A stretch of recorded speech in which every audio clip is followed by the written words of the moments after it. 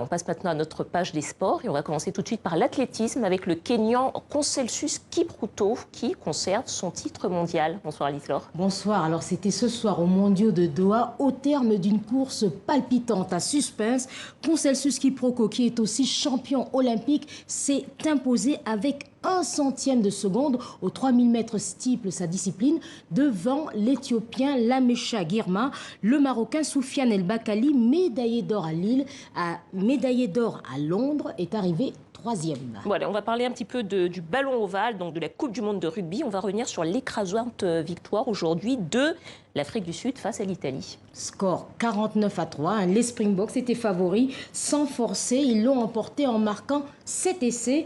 Un match très suivi au pays, comme dans ce pub où la bière coulait à flot. Les supporters avaient bien sûr le sourire. L'Afrique du Sud enregistre donc sa 2e victoire contre une défaite face aux All Blacks de la Nouvelle-Zélande et prend provisoirement la tête de son groupe. Les Springboks ont rassuré leurs fans et ont déjà un pied en quart de finale. C'était un bon match qui nous a montré ce qui reste à faire dans cette Coupe du Monde. L'Italie nous a déjà posé des problèmes dans le passé, elle nous a déjà battus, mais on a fait ce qu'il fallait et on a gagné. Le match était super, on a très bien joué. Quelques erreurs ici ou là, mais ça devrait aller contre les All Blacks. Honnêtement, c'est le seul match qui m'inquiète. J'espère qu'on les rencontrera en finale. Les autres équipes ne devraient pas nous poser trop de soucis. Cheslin Kolbe est vraiment mon héros, c'est l'homme du match. C'est un résultat encourageant. La deuxième mi-temps était plutôt prometteuse. L'Afrique du Sud est un peu sur la réserve à mon goût. Il faut accélérer le rythme pour être encore plus performant. Et puis en Angola, c'est aujourd'hui le début d'une CAN très peu médiatisée. Ça s'appelle la Coupe d'Afrique des Nations des amputés. Qu'est-ce que c'est, Liselore? Alors, ce sont des joueurs qui sont amputés soit d'un bras, soit d'une jambe. Et le Cameroun, très content, participe donc à sa première édition. Et d'entrée, ils ont pris une raclée face à l'Angola, 6-1. Alors, des joueurs que l'on voit ici à leur arrivée à Luanda, c'est une sélection de 12 joueurs qui, après de grosses incertitudes, a pu quitter le Cameroun la semaine dernière.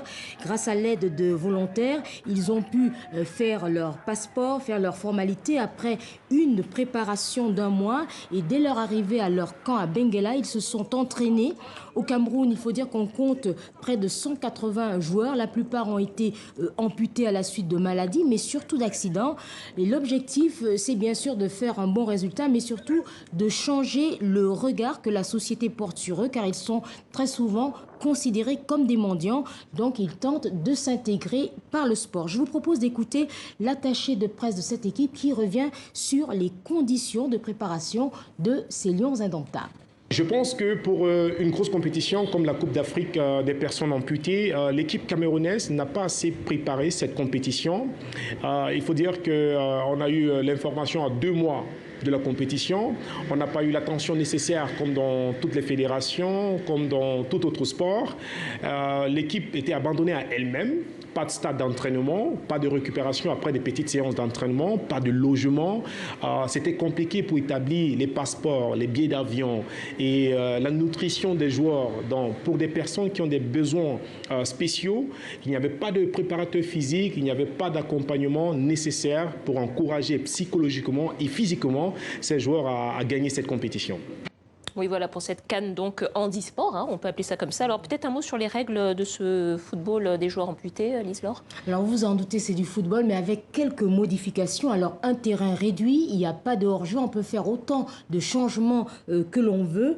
Et 2 périodes de 25 minutes au lieu de 45 minutes. Et les équipes sont composées de 7 joueurs, dont un gardien. Bon, vous nous donnerez les résultats, j'espère. Oui.